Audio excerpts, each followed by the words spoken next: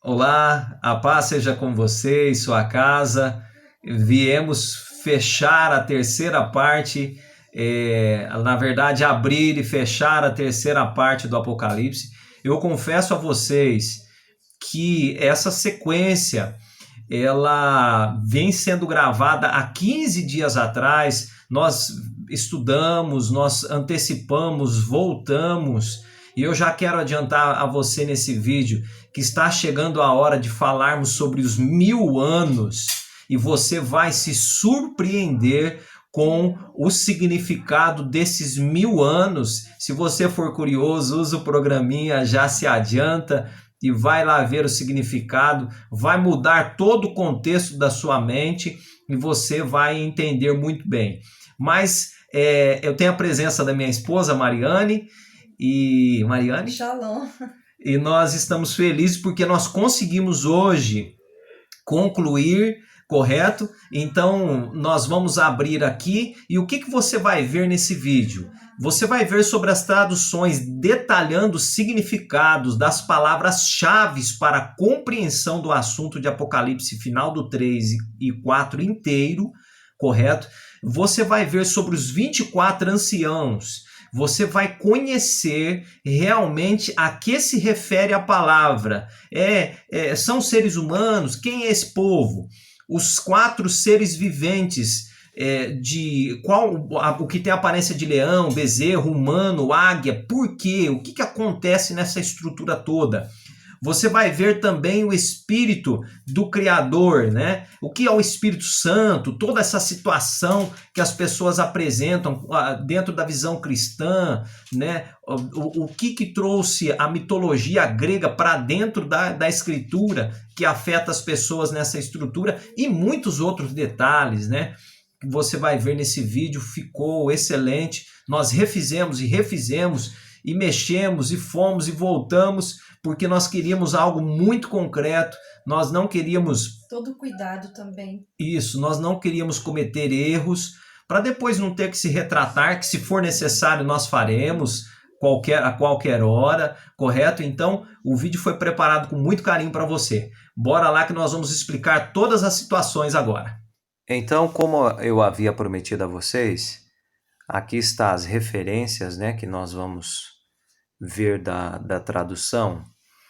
E é muito claro que os tradutores, eles escolhem a palavra a ser colocada referente à língua traduzida justamente de acordo com a fé, a opinião dele, aquilo que ele acredita encaixar melhor no texto.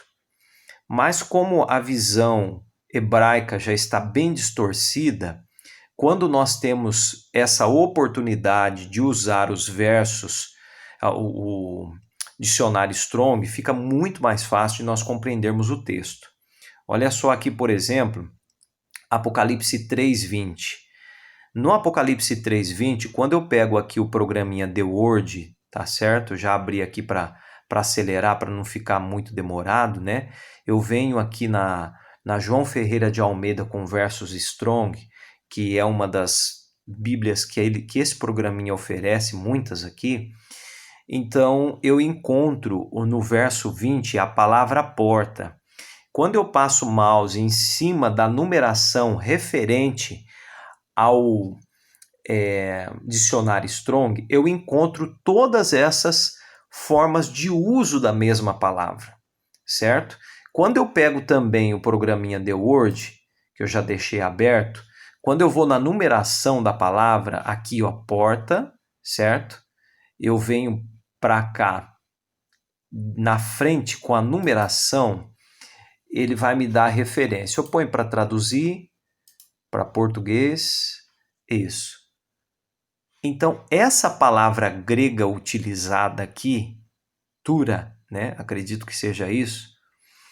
Então, ela tem todas essas referências aqui, tá certo?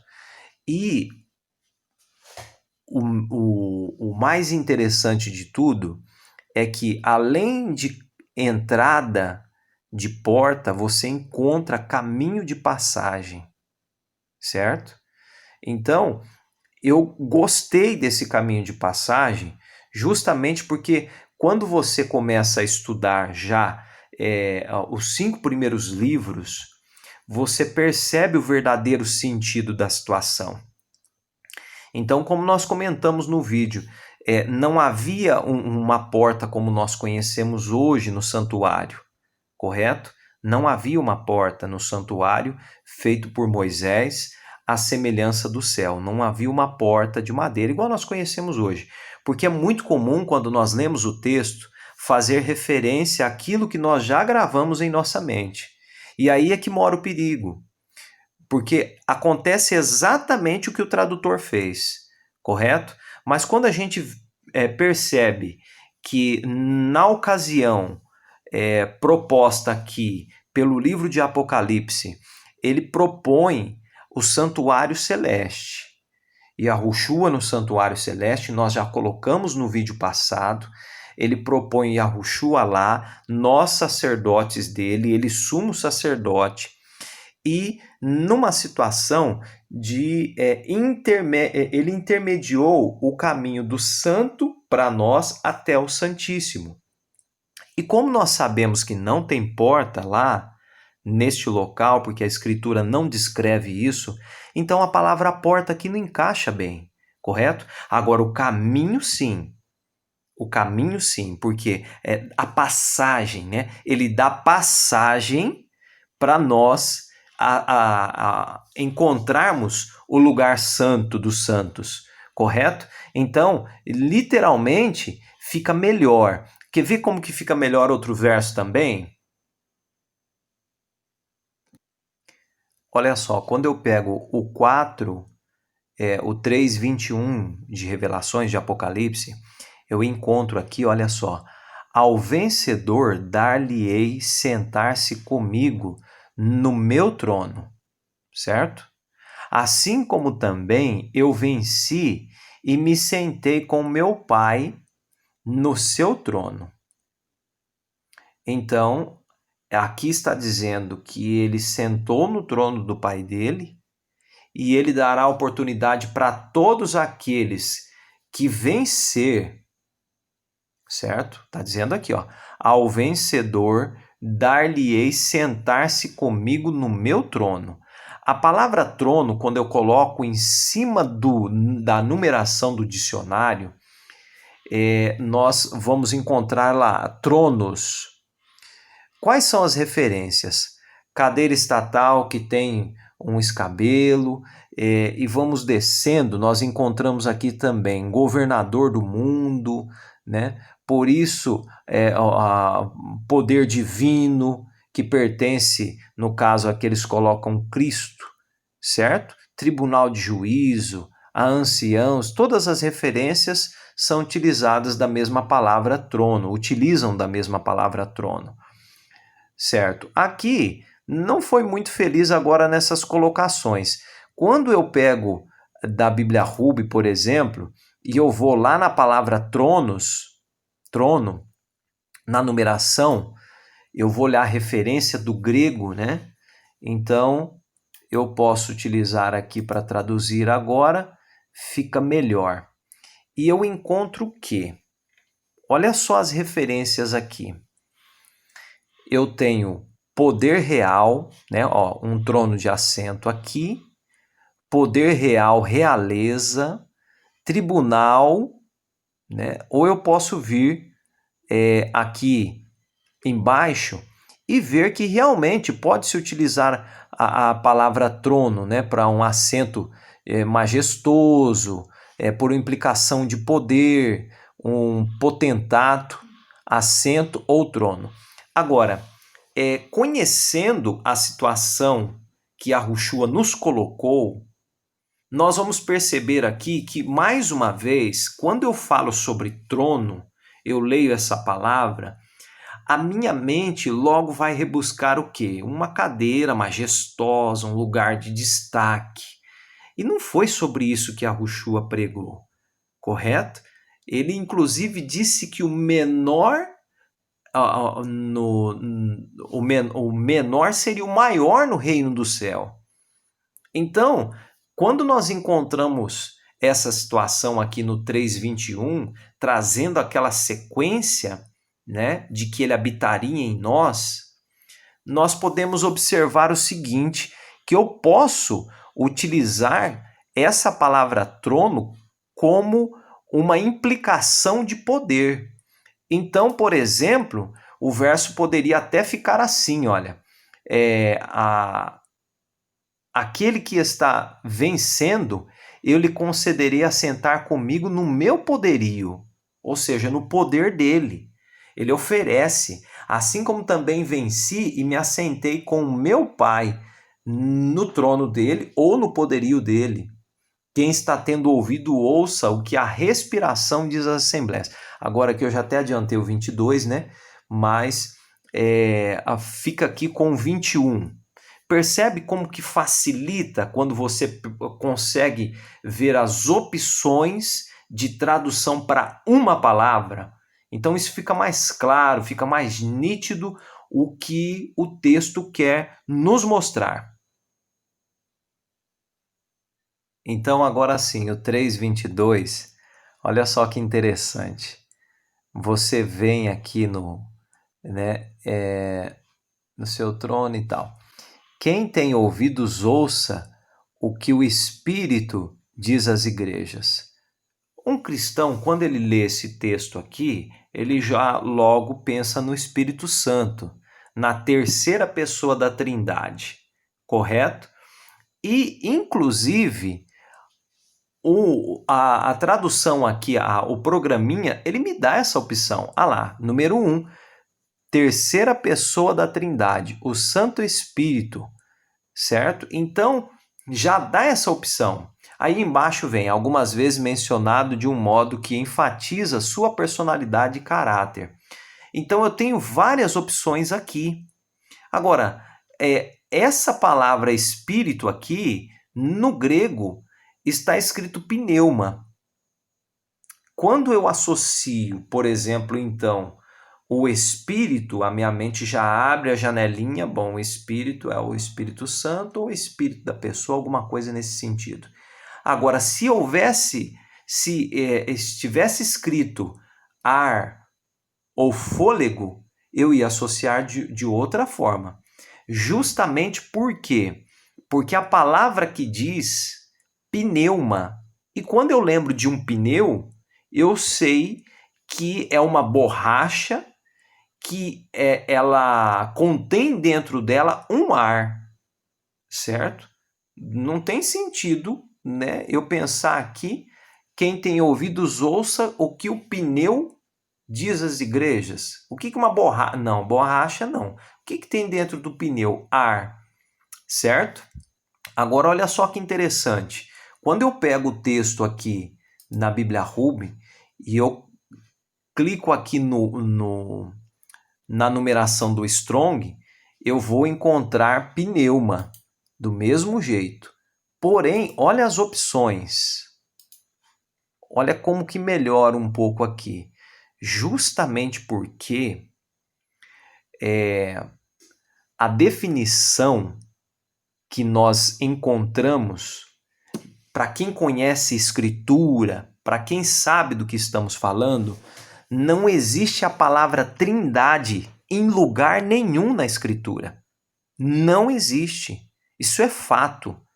Então, mais uma vez, o tradutor utilizou de recursos para colocar o cristianismo em foco, que acredita na trindade, correto? Mas eu tenho a opção aqui de respiração, espíritos, respiração espiritual, vento, correto?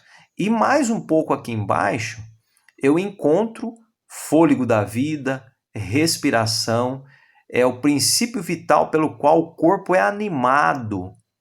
Olha só como que vai ficando interessante. Espírito racional, poder pelo qual um ser humano sente, pensa, deseja, decide. Aí colocam aqui até a questão da alma, né? Colocada por alguns judeus, inclusive. Certo? Tem muita referência aqui, é interessante de ler. Mas para não ficar muito longo, eu queria que você se atentasse ao seguinte. Quem está tendo ouvido, ouça o que a respiração diz às assembleias. Lembra da promessa de João 14? Eu vos darei um consolador. Quando ele chega e ele sopra para os discípulos, recebeis o Espírito Santo. Olha só que interessante. E lá no Pentecostes também foi um vento que entrou, né?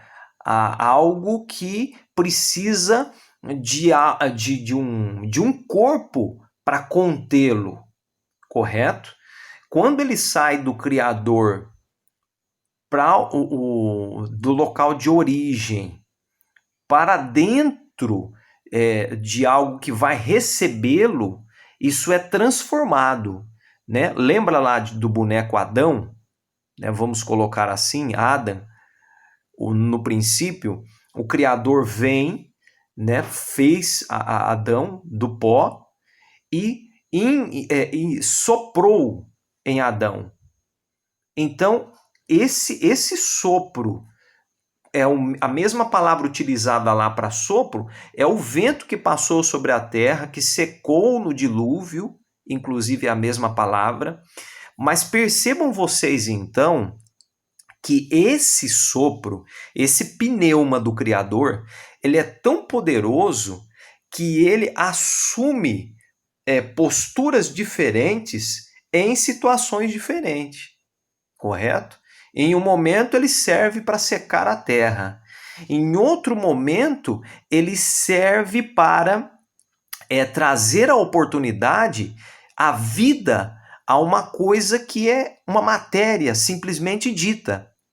E em outro momento ele serve como uma forma de passagem do poder do Criador para o ser humano.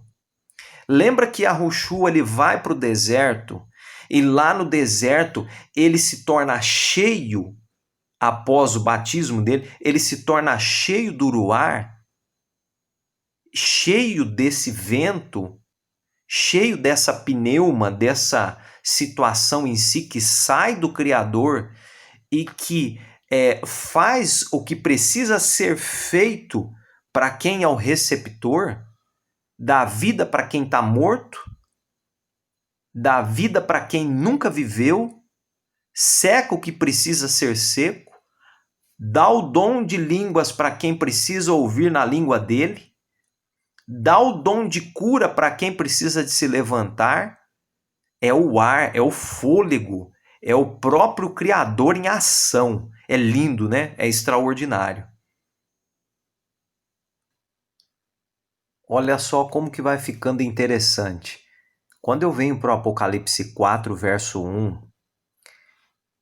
eu encontro de novo a seguinte palavra, olha só. Eu até melhorei lá na colinha, ficou assim, ó. Depois destas coisas olhei e eis um caminho de passagem, tendo sido aberto no céu. E a primeira voz que eu ouvi era como se fosse um chamado do Criador, uma trombeta, falando comigo, dizendo: sobe aqui e te mostrarei as coisas que são necessárias acontecer depois dessas. A palavra porta não encaixa bem, nós já vimos aqui, né? Nós já falamos sobre isso, por quê? Justamente por causa da situação, correto? Por causa do local, né? Por causa que na verdade existe um caminho, né? E só uma forma de ir até lá, não tem outra. Então, toda vez que um mensageiro ele é levado, João, por exemplo, ele é levado por um único caminho que existe. Lembra daquela expressão? Não sei se é todo o caminho ou toda a estrada vai a Roma, correto? Aqui é diferente, né? Só existe um caminho, certo? E realmente, essa expressão utilizada serve até para a escritura, né? Toda tradução vai a Roma, vamos colocar assim. Mas olha só que interessante aqui, a palavra, nós já vimos a porta, né? Já vimos atrás um pouco. Olha a palavra céu aqui, correto? Olha o que nós vamos encontrar aqui na palavra céu. Você coloca para traduzir. E olha que interessante que fica aqui embaixo. Tem inúmeras referências, tá? Se você puder depois, analise um monte delas, vale a pena. A gente se surpreende, né? Eu gostei muito dessas colocações referentes a... Você vai encontrar aqui a morada celeste do Criador. Você vai encontrar, certo? Aqui, ó, morada de Deus, né? O céu, a morada de Deus, o local elevado, né? O local onde o Criador mora. É um local, foi aberto um caminho direto, né? Imagine você tem aqui ó, morada do Criador, morada de Deus, né? Mais alto, é a morada dele, certo? Mas não é exatamente isso que eu quero colocar para vocês aqui. Vamos ver como que fica interessante dessa forma aqui, olha só. Tá? Quando eu coloco a palavra trompete, eu estou escutando lá tocar, né? É um anúncio, né? É uma forma de anunciar. Mas qual a referência seria interessante aqui? O trompete falou com João, correto? O trompete falou com João. Vamos ver a referência dessa numeração. Quais são as colocações possíveis? Certo? Uma trombeta, né? Como nós temos aqui, ó, uma trombeta, tá? Eu tenho aqui... não, eu desci demais. Desculpe. Eu tenho aqui referências, certo? Aqui, ó. Trombetas eram usadas para chamar o povo do Criador para a guerra e para anunciar a vitória, né? A trombeta era um sinal de emprego para chamar as hostes de Israel para marchar, correto? Então, a palavra aqui pode ser utilizada também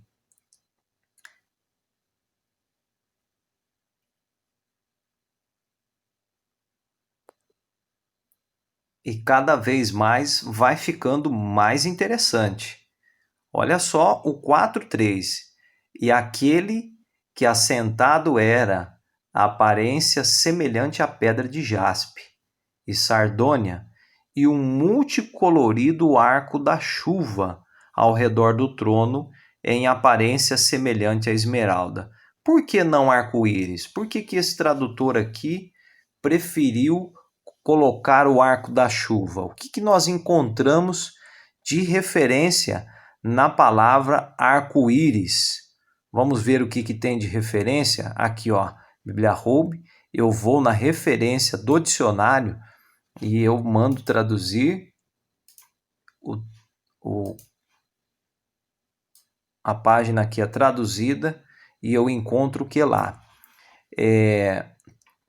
Como um símbolo da mensageira feminina das divindades pagãs, arco-íris, íris, do grego. Impressionante, né? Como que paganizou algo sagrado, né? Não tinha nada a ver com essa deusa, o arco celeste ou o arco da chuva, e colocaram um arco-íris lá, né? Para ficar bem colorido, para colocar a situação dessa... É lógico que quando você olha... Aqui a referência é diferente. Quando você olha lá fora e você vê esse arco celeste, o arco da chuva, você tem uma referência do que é, né? Mas o autor, quando foi traduzir do grego para o latim, fez uma referência para essa deusa Íris, né? Colocando em homenagem a ela. E quando eu vou então para o 4 de Apocalipse, aí a coisa fica interessante. Porque existem inúmeras especulações por aí dizendo, olha, esses anciãos que estão lá em cima são seres viventes, correto? Mas se nós formos procurar no dicionário, qual que é a referência dessa palavra aqui, né? desses 24 aqui, ó, anciãos, quem são esses idosos? Vamos colocar aqui, ó, presbíteros. Vamos ver o que tem de referência aqui. Vamos lá, eu peço para traduzir. Presbúteros, né, no grego. E o que eu encontro? Ancião, geralmente usado como substantivo. Um ancião, um membro do sinédrio, um ancião de uma assembleia cristã. Tá? Uma das referências, né? Propriamente um homem maduro, com um julgamento temperado, certo? Ele tem experiência, né? Digamos assim. O Novo Testamento especifica que anciãos são homens. O feminino singular presbitera, né? Nunca ocorre na Bíblia. Agora, olha só aqui embaixo. Aqui também tem referência às mulheres idosas e tal, né? Não mulheres com um cargo ou título oficial na igreja. Mas quando eu desço um pouquinho aqui, eu vou encontrando situações interessantes que o ser humano usa como referência para traduzir, né? Mas o que realmente o texto quer dizer sobre essas pessoas, né? A Escritura diz que são homens ressuscitados, por exemplo, ou alguma outra situação de homens maduros com experiência. Vamos ver o que diz aqui. Você tem, mais uma vez, membros de um grande conselho sinédrio. Você tem também aqueles que presidem as assembleias, correto? E você tem aqui embaixo 24 membros do sinédrio celestial ou corte, correto? Você tem Apocalipse aqui como referência 4:4, né? O 10, 5, 5, 6, 8, 11, 14, certo? São várias referências. Então, a palavra aqui ela é única, mas a palavra não diz que são homens. Eu posso deduzir que são homens, mas eu também posso deduzir que são mensageiros experientes, correto? Então, quando você coloca a membros da corte celeste, então fica aberto para nós compreendermos um pouco mais lá à frente quando nós chegarmos especificamente nesse pessoal aí, correto? Mas então fica aqui a dica para você observar que o texto ele não aplica a homens, ele diz que são membros experientes do sinédrio celestial. Seguindo aqui o capítulo 4 ainda, no 7, não, perdão, adiantei demais. Na verdade é o 4:5, né? Então diz assim: e para fora do trono saem relâmpagos, trovões e vozes diante do trono. Pessoal, se você quiser depois fazer um estudo aprofundado, você pode ver palavra por palavra, tá? Mas se nós formos fazer isso aqui, a gente não sai quase de vídeo inteiro de 2 versos, praticamente. Mas vamos ficar atentos aqui a esse, olha só. E para fora do trono saem relâmpagos, trovões e vozes, e diante do trono, ardendo 7 lâmpadas, nós já falamos sobre o significado delas, correto? Está nos vídeos anteriores, né? Quando nós começamos a série falando sobre as igrejas, as quais são os 7 espíritos do Criador. Pera lá. Vamos ver a referência dessa palavra espírito aqui? Porque, então, se o Criador tem 7 espíritos, então o Espírito Santo do Criador, ele possui 7 poderes? Como que é isso, né? Porque o pessoal coloca esse espírito aí como uma terceira pessoa, porque o texto vem usando a mesma palavra. Ver a referência aqui para espíritos, pneuma, é a mesma que nós usamos lá atrás. Eu só vou traduzir aqui para vocês perceberem que o que nós comentamos lá atrás a respeito da oportunidade necessária para uso desse vento, desse sopro, vai depender da necessidade. Então é a mesma palavra aqui, vento, sopro, é o mesmo que dá vida, é o mesmo que seca a terra, porém possui situações de uso diferente, como nós mencionamos lá atrás. Então, quando eu pego o texto aqui nessa situação, né, e no 5 aqui ainda, então eu tenho 7 formas aqui de poderes do Espírito do Criador. E nós vamos entender tudo isso no decorrer da explicação do restante de outros vídeos aqui, tá certo? No 4:6 fica interessantíssimo, porque nós encontramos aqui 4 criaturas vivas, correto? Diz assim, diante do trono, um mar de vidro semelhante ao cristal, aqui ao redor do trono, 4 criaturas viventes, cheias de olhos, por diante e por detrás. Qual a referência para essas 4 criaturas? Vamos ver o que a referência do dicionário aqui, ó, criaturas vivas, fala sobre esses seres aqui. Vamos lá, traduzir.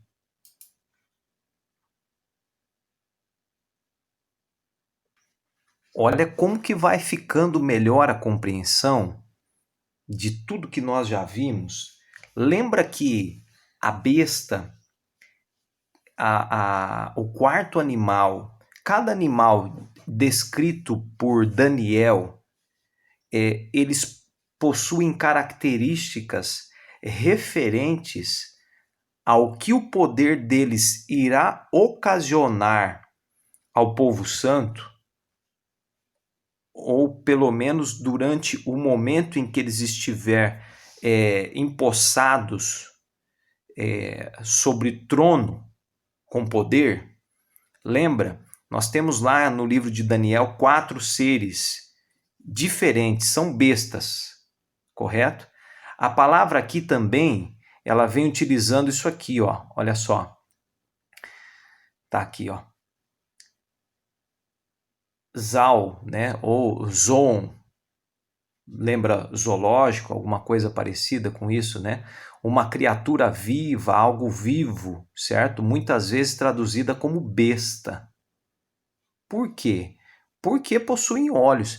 Nós vamos ver as características delas agora. São coisas incomuns. Só que, semelhantemente como a visão que Daniel teve a respeito daquelas bestas feras, correta, descritas lá por ele no livro de Daniel, inclusive o quarto reino se adequa à besta mais feroz, aquela que tem a característica de todas as outras. As características da besta,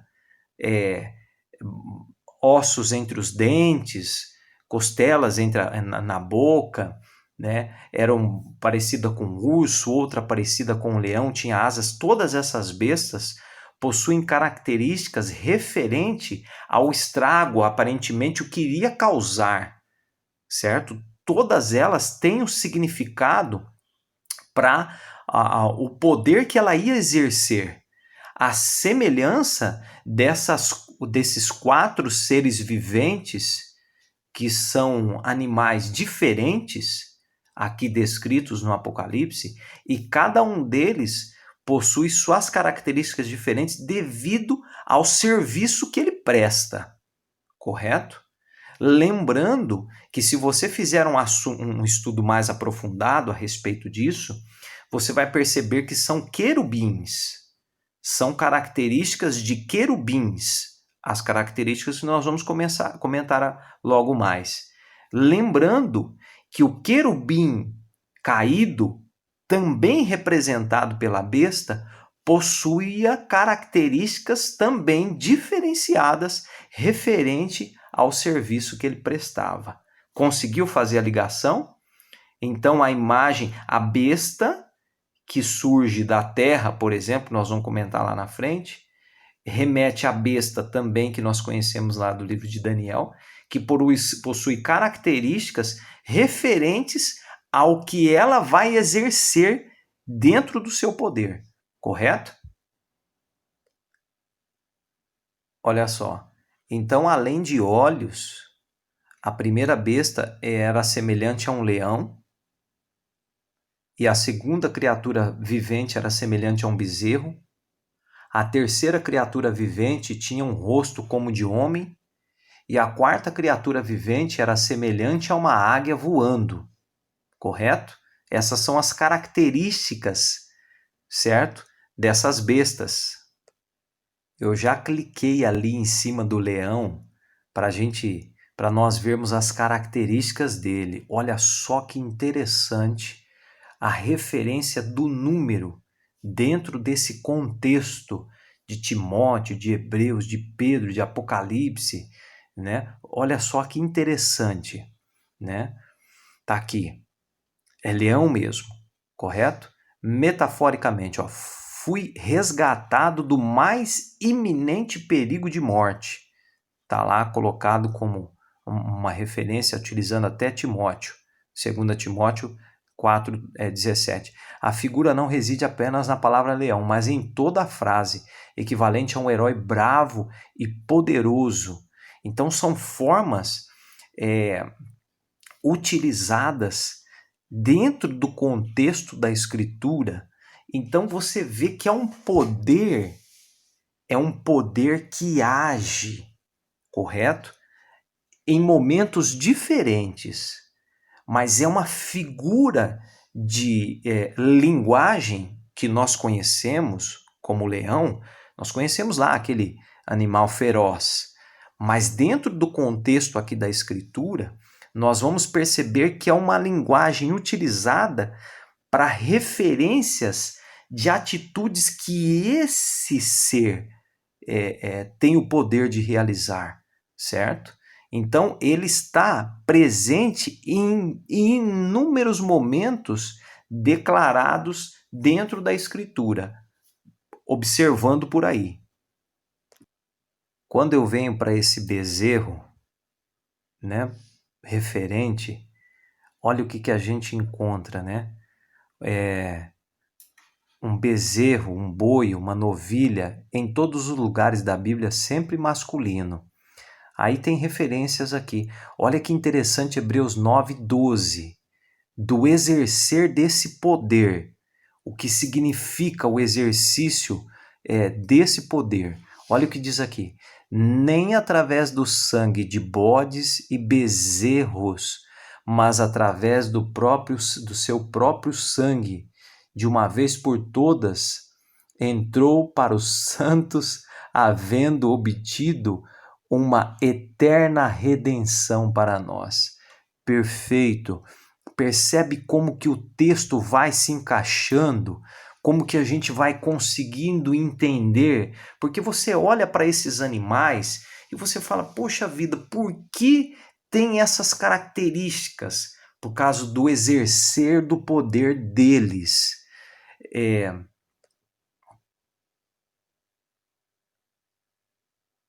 Quando eu venho para o rosto de homens, quando eu venho para o antropos, rosto de homem, melhor dizendo, eu percebo que essa referência, esse poderio desse querubim está relacionado à humanidade, refere-se a ambos os gêneros.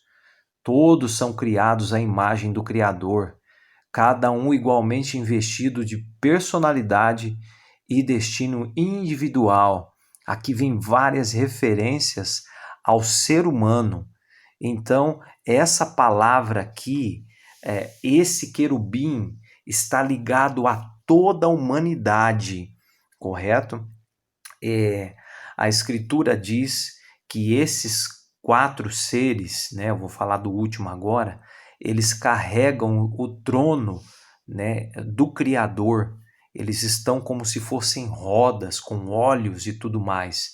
Que perfeito que fica a colocação quando nós vamos conseguindo compreender o significado das palavras.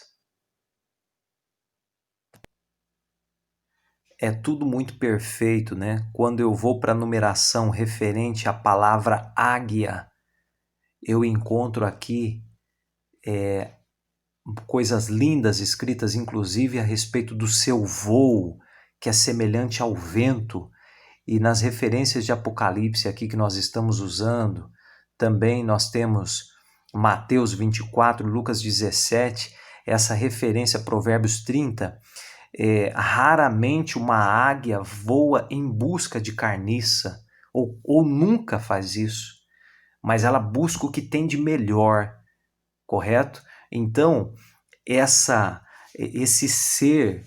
quarto ser vivente, digamos, usando a palavra besta para compreender que é um ser incomum, é um querubim incomum, então ele tem esses atributos, ele tem essa capacidade de voar muito rápido e de conseguir encontrar o que tem de melhor, perfeito, que coisa extraordinária. Vem se completando toda a estrutura do santuário celeste.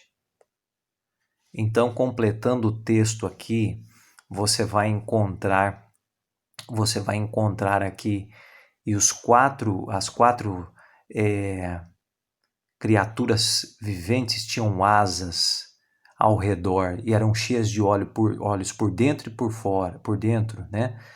E de dia e noite não tem repouso, dizendo: Santo, Santo, Santo, né? És o Criador Todo-Poderoso e aquele que está vindo, né? Ele está vindo. Então, Ezequiel diz que esses mensageiros carregam o trono de quem está vindo, né? Você tem lá Isaías 6:3 também. Então, é carregado esse trono, né, de quem está vindo. E essas criaturas que carregam esses quatro seres viventes têm todas essas capacidades de exercício. Nós vamos abordar agora a questão do Espírito Santo dentro do contexto de João 14, pegando um link lá com Apocalipse capítulo 3 e 4, tá certo? Que fala sobre o Espírito do Santo, e nós estamos falando sobre santuário, e é exatamente o assunto aqui. Vocês vão perceber que não é diferente. Quando nós vamos falar de morada dentro da Escritura, nós não podemos nos esquecer, principalmente nesse contexto relacionando o Criador e seu Filho, nós não podemos esquecer da seguinte situação. O Criador pediu a Moisés para fazer um local para que ele pudesse habitar com seu povo, correto? Essa era a ideia colocada para Moisés. Faça um local para que eu possa habitar. Lembrando que não existe mais esse santuário terrestre, ele móvel, não existe mais. Lembrando que o cordeiro também já foi imolado, correto? Representando a santificação desse santuário. Então, a primeira coisa que você tem que lembrar lá era local de habitação do Criador, era o encontro. O que favorecia o encontro do povo com o Criador era a remissão dos pecados, que era feita através do Cordeiro. Então, a Escritura ela se encaixa por completo. Então, a única forma de ir até o Pai é o caminho aberto, é o Filho, é o Cordeiro, o ungido. Não tem outro caminho para você se encontrar com o Criador. É por isso que ele pediu para fazer o santuário, a modelo do que existe no céu, para que ele pudesse habitar com o seu povo. É fato isso. Então, entendendo essa linha de raciocínio, esse posicionamento de raciocínio, a Mariane vai ler para a gente aqui, do grego, né, de uma tradução que nós encontramos à disposição, ela vai ler o capítulo 1 de João 14. Não se turbe o vosso coração, credes em A, também em mim crede. Então, há uma crença que o filho vem dizendo, ele está falando com os seus discípulos, correto? Ele está falando com os seus discípulos. E se eu for melhorar a tradução, o significado de cada palavra, eu encontro o seguinte, ó, não fique turbado, né? Não fique perturbado, correto? de você, o seu coração acredita que dentro de quem? Do Criador. Olha só, então muda a situação agora. Então o local que está sendo falado aqui, não se turbe o vosso coração. Credes dentro do Criador e crede em mim também, né? E a tradução aqui, ela não muda, ela fala também sobre o Filho. Dentro de eu, certo? Dentro eu. Além disso, dentro eu, dentro de mim, acreditem. Então acreditem dentro do Pai e acreditem dentro de mim. Ah, mas não, a concordância verbal não fica legal. É óbvio, é outra língua. Não falou pra gente. Nós usamos hoje o termo, o texto, para nós compreendermos como que funciona toda a estrutura. Mas não falou para nós, tá certo? Então a Mariane vai ler agora o verso 2. Em a casa do Pai meu moradas muitas existem. Se e não teria dito a vós que vou preparar lugar para vós? Então, é muito claro. Olha, no meu pai há muitas moradas. Se eu não tivesse dito isso, se não tivesse, eu iria preparar um lugar para vocês. Esse é o sentido. Por quê? Porque ele diz aqui, olha, se não tivesse, eu não teria dito para vocês, vou preparar para vós lugar. Aqui é uma pergunta. Ele não está afirmando que ele foi preparar um lugar. Ele está dizendo aqui, ó, olha só, em casa do Pai meu, moradas muitas existem. E não teria dito a vós, né? Se não fosse isso, eu teria dito para vocês, eu vou preparar lugar para vocês. Então, ao contrário do que se prega. Quer ver como que muda isso aqui, quando eu faço a tradução? Quando eu melhoro a tradução?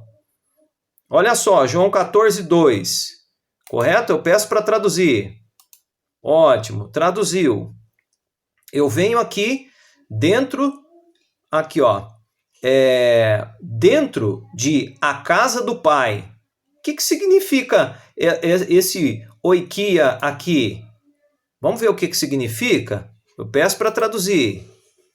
É o que nós temos, gente, né? Se você conhecer alguma outra forma de melhorar, de conhecer o significado da palavra, eu quero aprender também. Eu preciso de conhecer o que realmente, ó. Olha, edifício, habitação e tudo mais. Mas quando se diz respeito ao texto que nós estamos lendo, eu encontro aqui a seguinte referência. Quando é dito João 14, está falando do corpo como habitação da alma. Alma, vida. A vida, o sopro, você. Então, esse texto aqui, quando ele diz aqui, olha, no meu Pai, você tem espaço de habitação. Em casa do meu Pai, moradas muitas. Se não tivesse, eu teria dito para vocês que iria preparar um lugar para vocês. Correto?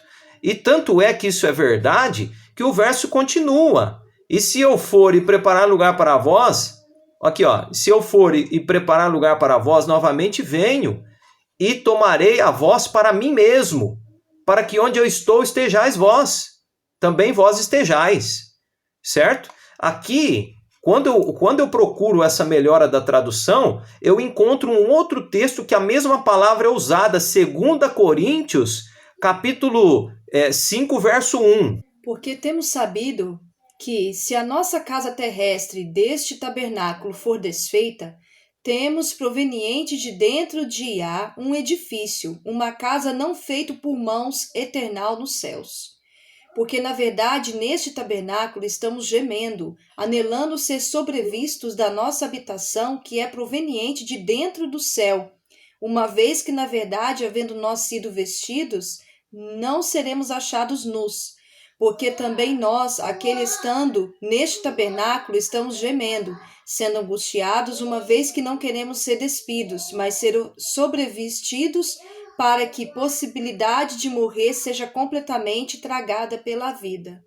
Pode continuar, por favor. Ora, aquele havendo nos preparado para si mesmo é Iá, aquele também havendo nos dado o penhor do Espírito. Por isso, nós sempre estamos confiando e tendo sabido que enquanto estamos no lar, neste corpo, ainda estamos fora do lar, longe do Mestre. Percebe que Paulo aqui está falando sobre a habitação do nosso corpo, sobre esse tabernáculo que nós estamos usando, esse corpo aqui. A mesma palavra usada aqui é a mesma palavra usada lá.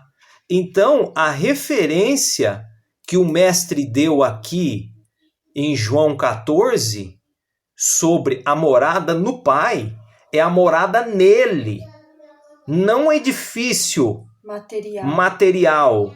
É por isso que eu disse nos outros detalhes a respeito das traduções que aquilo que eu tenho pronto na mente vai me favorecendo a raciocinar daquilo que de acordo com o que eu conheço, né? Mas primeiro que não era caso, o povo habitava em tendas. Primeiro que o tabernáculo construído aqui na terra não era uma casa, era tenda, móvel. E segundo, que como eu e você nós nos movimentamos, é lógico que hoje nós estabelecemos morada, mas o Criador, o Filho dele está falando sobre essa morada aqui, mas é pelo fato de nós habitarmos no Pai. E você quer ver como que o texto se completa? Lê o verso 3, Mariane, por favor. E se eu for preparar lugar para vós, novamente venho e tomarei a vós para mim mesmo, para que onde estou eu, também vós estejais. Ele não está falando para você isso, meu querido, nem para você, minha querida. Ele está falando para os discípulos dele. Então, ele está prometendo que ele viria e ia tomar os discípulos dele para ele mesmo. Ah, Rogério, mas isso é depois da morte. Será? Olha o que o texto vai dizendo aqui, ó. Continua, Mariane. Para uma moradia para ele voltar novamente. E aonde eu vou, sabeis o caminho. Diz ele a Tomé: Mestre, não sabemos aonde vais. Como podemos o caminho saber?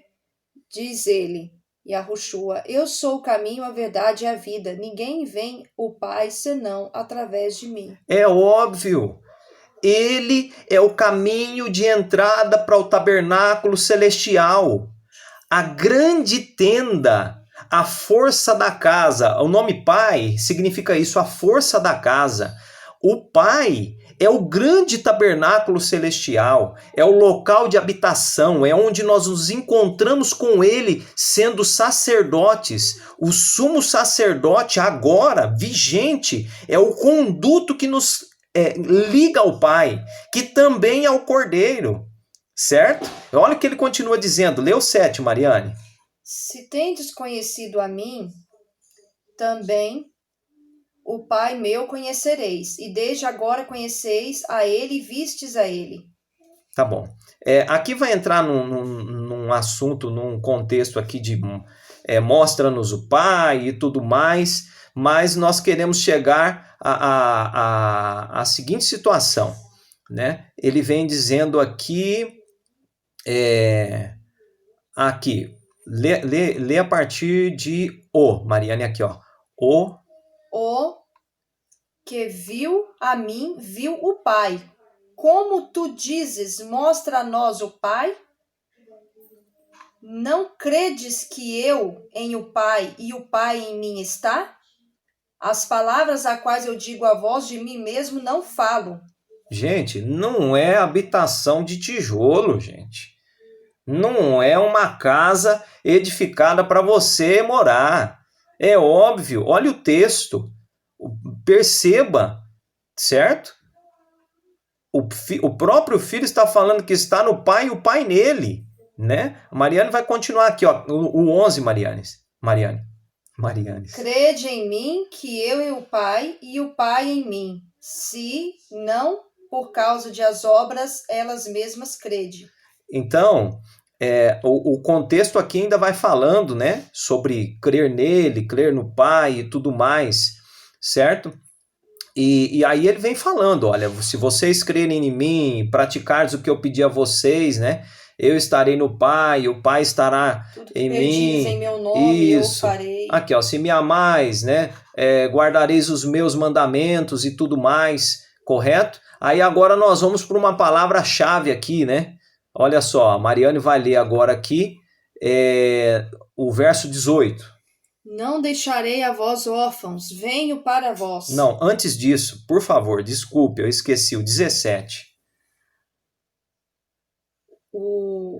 O Espírito da verdade, ao qual o mundo não pode receber, porque não vê, a ele nem conhece. Vós conheceis a ele, porque junto a vós permanece e em vós estará. Não deixarei a vós órfãos, venho para vós. Ainda... É só um minuto. Então, gente, eu não deixarei vocês órfãos. Eu volto para vocês. Eu volto para vocês. É uma vinda aí. Certo? Eu voltarei para vocês. É uma vinda. Né? Eu volto para vocês. Eu não vou deixar vocês órfãos. Olha o outro detalhe. Ele não estava falando da vinda física, não. A pessoa exata que ele está mencionando aqui, que está junto deles, é ele mesmo. Ele diz aqui, ó, no verso 17, o mundo não pode receber porque não vê a ele, nem conhece. Vós conheceis a ele porque junto a vós permanece e em vós estará. A gente poderia melhorar tudo isso aqui, que vocês vão ver que encaixa ainda melhor do que está aqui. Mas acontece que aí o vídeo vai para 2, 3 horas, né? Mas olha só ainda o que ele comenta. Ainda um pouco e tal, nós queremos uma outra parte. Em aquele dia conhecereis vós que eu em o Pai meu, e vós em mim, e eu em vós. O que tem os mandamentos meus e que guarda os mesmos, aquele é o que ama a mim. E o que ama a mim será amado por Pai meu, e eu amarei a ele e manifestarei a ele a mim mesmo. Puxa, que prova maior do que isso, né? Se vocês guardarem os meus mandamentos, naquele dia vocês verão. Que dia foi esse? Que dia foi esse, Mariane? O dia do? Dia do Senhor, que fala na tradução portuguesada, né? Isso, mas o que aconteceu naquele grande dia que ele prometeu aqui? Ficais em Jerusalém. Ah, tá. Uhum. Sereis revestidos pelo poder do Ruar. No dia do Pentecostes. E o que aconteceu naquele dia de Pentecostes? Foi cumprida essa palavra. Isso, a palavra foi cumprida. O cumprimento aconteceu dessa palavra, correto? E nós vamos seguindo aqui. Mariane vai ler o 25 de João 14 e o 26 para a gente entender realmente o tropeço da grande maioria aqui nesses termos. Estas coisas tenho dito a vós, junto a vós, permanecendo. O Mas ajudador, o Espírito Santo, a qual enviará o Pai em um nome meu, aquele vos ensinará todas as coisas e lembrará a vós todas as coisas, a quais disse a vós. Paz deixo a vós, paz a minha dou a vós, não como o mundo dá, eu dou a vós. Muito bem. Quando eu pego, eu quero ver o significado, né? Porque dá a impressão aqui que é uma outra pessoa, correto? Eu quero ver o significado. Então, o que eu encontro aqui? Eu tenho o espírito pneuma, que nós já colocamos essa referência aqui lá dentro do texto, do contexto, usando o Apocalipse. Lembra que nós, um pouco atrás ali, né? Ou esse termo aqui, pneuma, é um ar, né? Algo que esteja dentro de alguma coisa para estar, o espírito, né? Referente a Apocalipse, piedoso e tal. Agora, o que significa essa palavra aqui, o paráclito, né? Que seria mandado, esse ajudador, essa pessoa que vai ajudar, que vai ensinar. O que seria esse paráclito aqui, correto? Então, nós vamos olhar o paráclito aqui, a referência dessa situação aqui do paráclito. Olha só, o ajudante. Quem que é esse ajudante? Né? É uma outra pessoa que vem auxiliar os discípulos, né? A promessa feita para os discípulos é uma outra pessoa? Ou qual que é a referência desse paracletos, certo? Qual que é a referência disso aqui?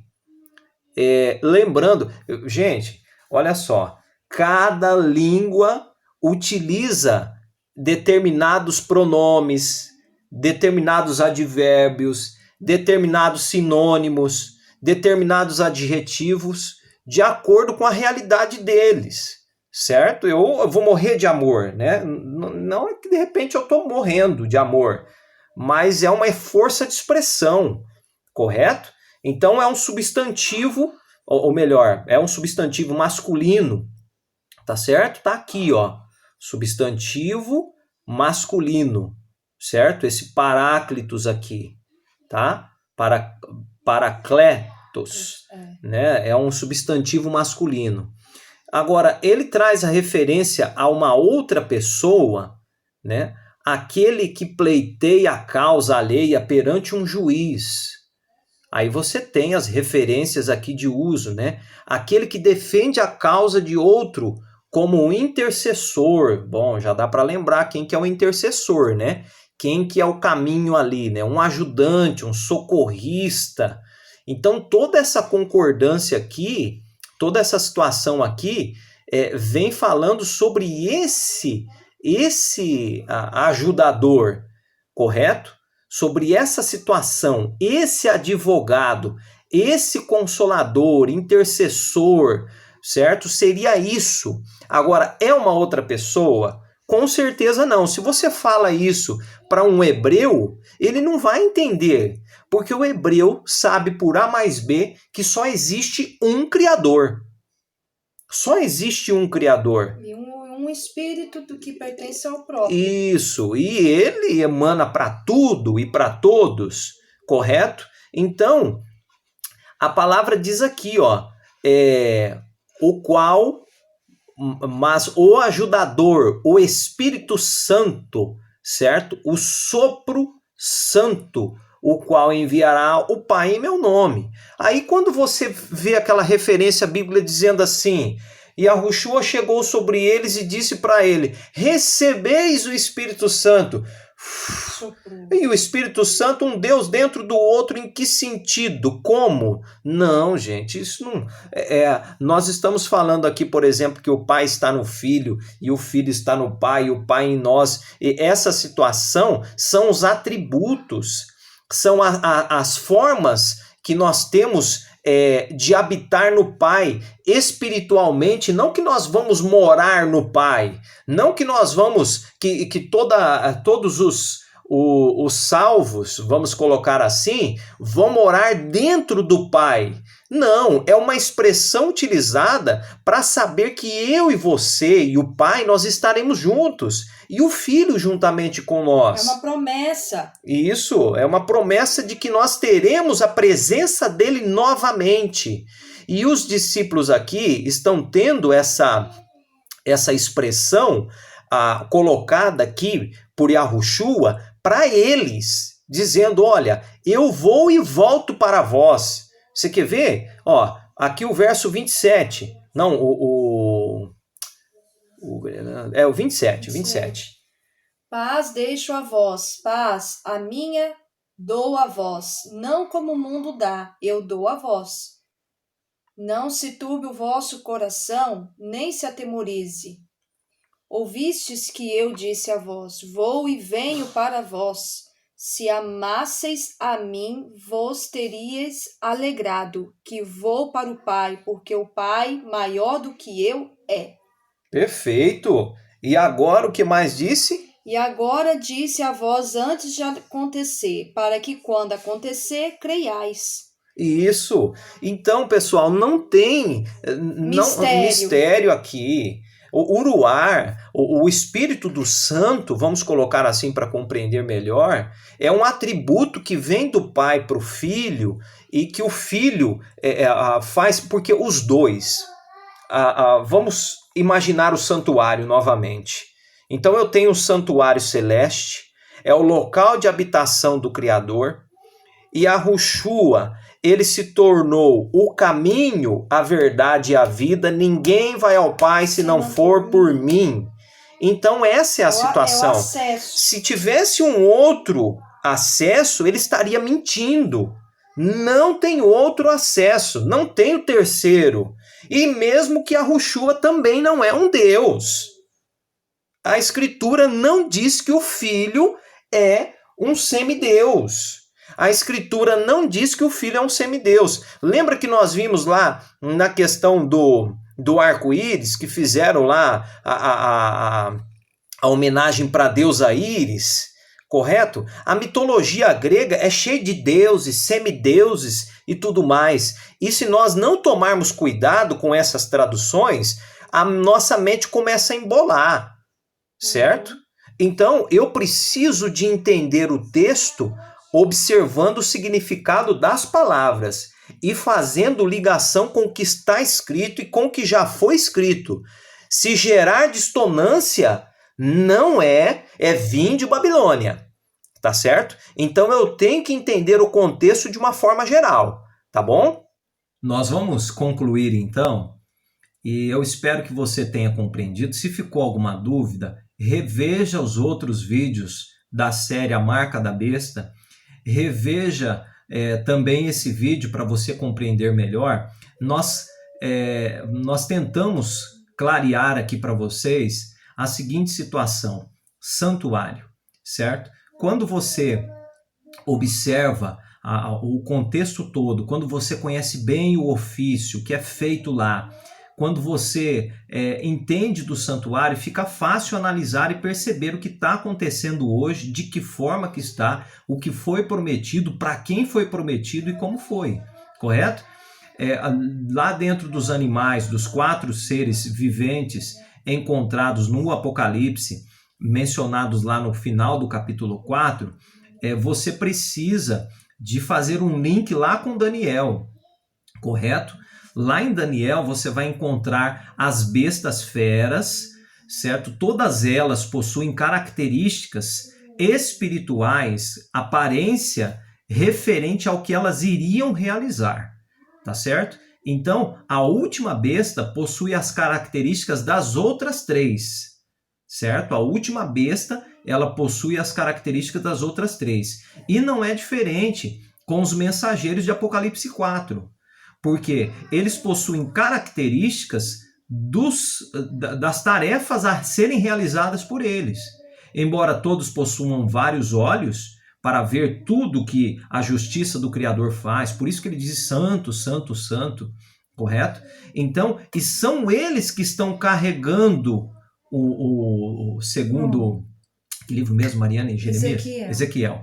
São eles que estão carregando o trono do Criador, então eles acompanham, correto? Assim como o Cordeiro, o sumo sacerdote hoje empossado, né, cheio de poder, ele está no santuário e ele nos observa, ele nos sonda, esses mensageiros também, eles observam tudo que está acontecendo dentro ali do cuidar da situação relacionada. O céu é testemunha em relação a nós, em relação a tudo que acontece, tá certo? Então eu quero que você compreenda.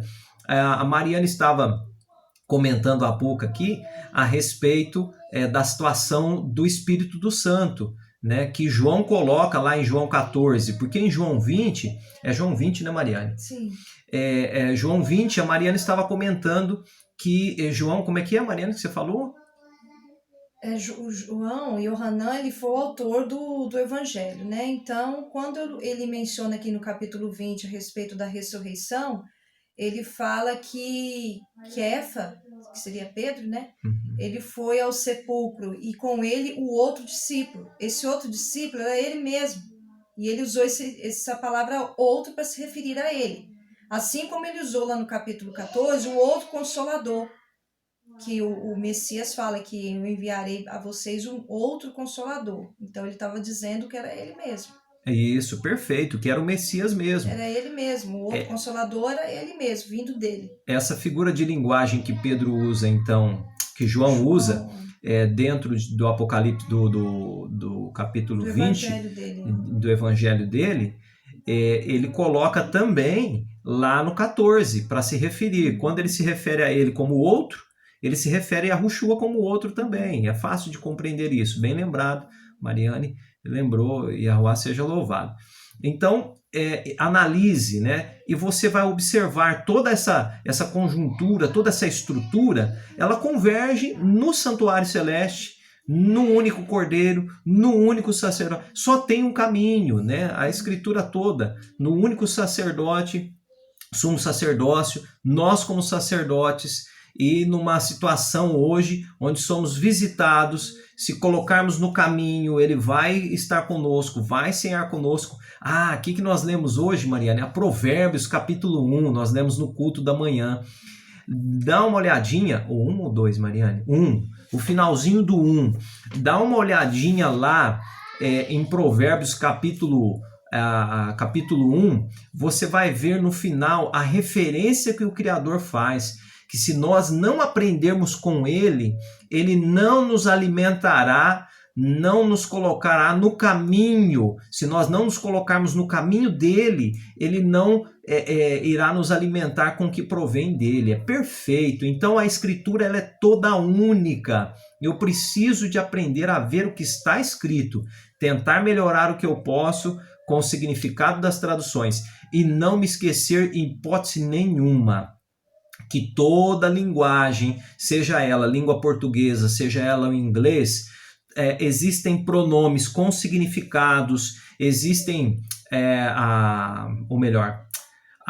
os pronomes, os adjetivos, as formas verbais de formar a frase vão ser utilizadas para tentar transmitir a realidade do que está sendo falado para a sua língua.